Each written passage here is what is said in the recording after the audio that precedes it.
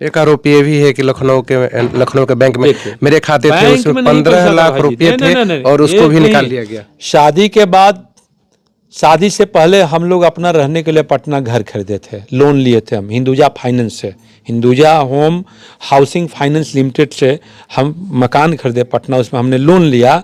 शादी हुआ तो बोले कि हम लोग भी जोड़ बिटर के भैया पैसा है कुछ व्यवस्था करके और लखनऊ के DFL में हम लोग ले लेते हैं। हस्बैंड वाइफ उस समय रिलेशनशिप में था भाई, अब उसमें कौन कितना पैसा दिया हम लोग देखने गए जी।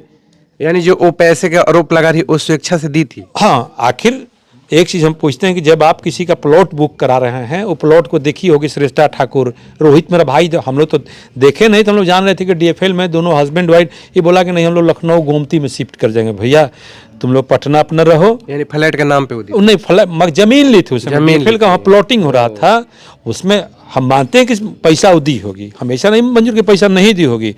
मेरे भाई कितना दिया, किसका खाता में आया, कौन दिया, अब किस प्लानिंग से फिर प्लॉट कैंसिल हो गया, पैसा कौन ले लिया, तो हस्बैंड वाइफ था उस समय, पैसा हो सकता है कि मेरा भाई अपने खाते में मंगा लिया होगा।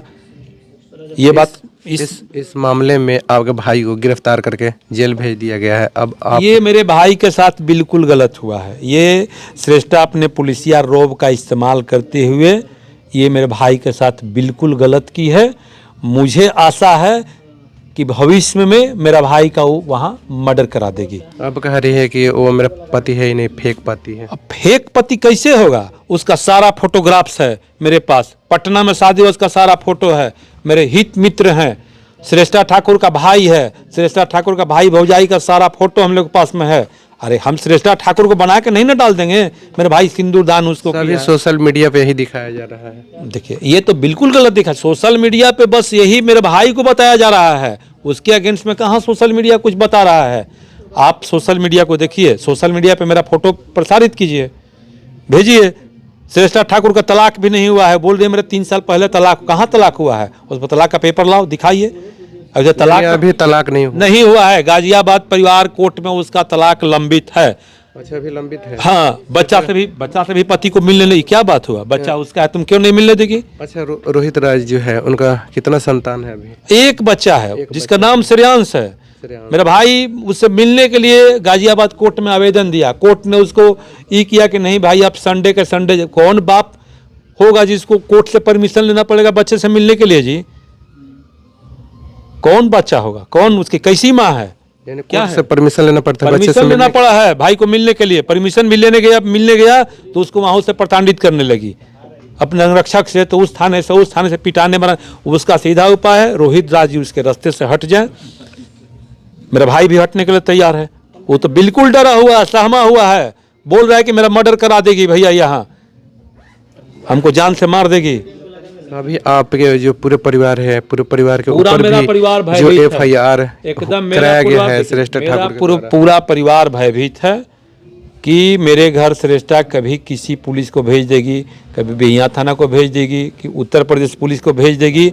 हम ये पूछते हैं कि ठीक है रोहित राज उसमें थे, कसूर किए थे, रोहित राज झूठ, लेकिन मेरे फादर मदर क्या किए हैं, मेरी 3 बहन क्या की थी, मेरा बहनोई क्या किए थे, मेरा छोटा छोटा बच्चा पढ़ने लोग क्या किया है, हम क्या किए हैं? हमको कौन सा श्रेष्ठा पैसा भेज दी?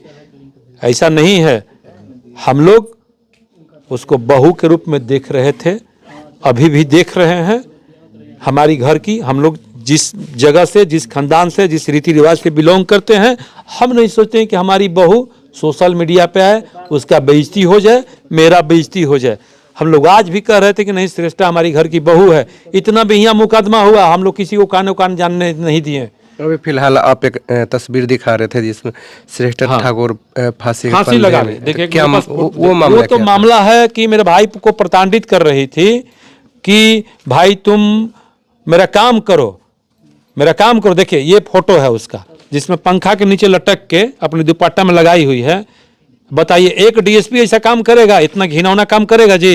हैं क्या? अपने को तो विख्यात करे कि हम उत्तर प्रदेश का हाई फाई प्रोफाइल वाले ऑफिसर हैं, हाई फाई प्रोफाइल जाकर भिखार के साथ फंस जाएगा जी। उसको जानकारी होना चाहिए ना कि हम भिखार के साथ शादी करें, कि IRS से कर रहे हैं कि दम क्या बोल रहे हैं उसको, हम बेरोजगार से शादी कर रहे हैं। उसको जानकारी था कि हम बेरोजगार से शादी किए हैं। हाँ, इतना जानती थी कि रोहित राज कोचिंग चलाते हैं, इनका घर का कारोबार है, ये लोग ठीक परिवार से हैं, शादी की। अब नहीं पता नहीं उसका दिमाग में क्या आया, रोहित से इतना चिढ़ हो गया, क्यों चिढ़ हो गया? तो जब आपके भाई जो है एक संस्था चलाते थे और आप बता रहे थे कि लव मैरिज शादी हुआ, तो IAS अधिकारी का बात कहाँ से आया? देखिए, IAS अधिकारी का बात उसमें आया कि श्रेष्ठा को हो सकता है कि अपने कजिन जो होगा ना, उसका जो नज़दीकी दोस्त मित्र होंगे, अब मान लीजिए श्रेष्ठा DSP है और वो जाके किसी स्टेशन का भिखमंगा से शादी कर ले, तो दो चीज़ हो, तो नहीं तो भिखमंगा पे इसका बहुत बड़ा दिल आ गया, जाके उससे शादी कर ली, ठीक है। अब बोलिए मतलब कि भिखमंगा से शादी कर ली। अब बहुत लड़की है कि लड़का है कि कुछ कर नहीं रहा है, उसका वाइफ मैनेजर बैंक का है तो टीचर है, अब इसका भी शादी, बेरोजगार था लड़का, अब इसको अपने समाज में वहाँ जो इसका सोसाइटी है, ऑफिसर सोसाइटी हो, तो इसको थोड़ा सा गलता होगा, सोसाइटी में फेस नहीं कर पाती होगी। इस कारण से रोहित को प्रताड़ित की कि रोहित अपने रास्ते से हट जाए, हमको छोड़ दे। रोहित बेचारे तैयार हैं कि हम इनको छोड़ देंगे, हमको क्या जरूरत है। अच्छा, अब आप लोग क्या मांग क्या कर? अब हम लोग मांग कर रहे हैं कि देखिए भाई, मेरा भाई को कुछ हो मत, मेरे भाई को उचित न्याय मिल जाए, हमारे परिवार सुरक्षित रहे, ठीक है।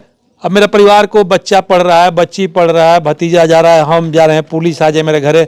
आज तक यहाँ बिहियाँ थाना में हम लोग का घर है, आप जाके थाना में रिकॉर्ड मेरे घर के देख लीजिए कि हम लोग पर आज तक कोई मुकदमा नहीं है, मेरे परिवार पर किसी तरह का।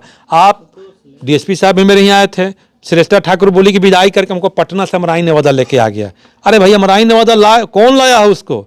वो तो मेरे घर आज तक गई भी नहीं है, उसका मोबाइल का लोकेशन चेक कराया जाए उस टाइम का कि अमराई नेवादा में आई है कि नहीं आई है। वो तो पटना मेरे यहाँ विदाई करके 10 मिनट मेरा डेरा में गई, बोली कि नहीं हमको जाना जरूरी है, ज्वाइन करना है। अरे कौन पतो होगी, कौन बहू होगी कि उसका विदाई हुआ और घर के ससुराल में आके 10 मिनट के बाद बोली कि हम चल दिए। ये बात हो गया। और जो एक बात है कि वो तलाक का एक मामला सामने आया, तलाक हो चुका है। नहीं, तलाक बिल्कुल नहीं हुआ है। हाँ, मेरे पास है। देखिए, यह है कि वादी मुकदमा ने मानी और परिवार, देखिए मेरे पास ये है कागज, ठीक है, हमने न्यायालय से निकाला है।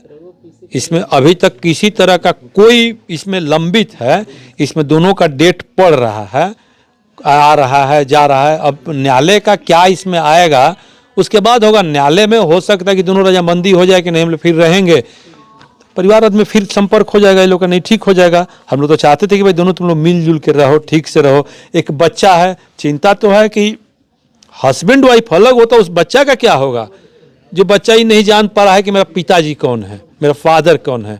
कल का डेट में वो बहुत व्यस्त हो जाएगा, उसको जानकारी हो जाएगा, क्या सोचेगा अपनी मदर के बारे में, अपने फादर के बारे में क्या सोचेगा बच्चा। सबसे दिक्कत है श्रेयांश का, क्या सोचेगा।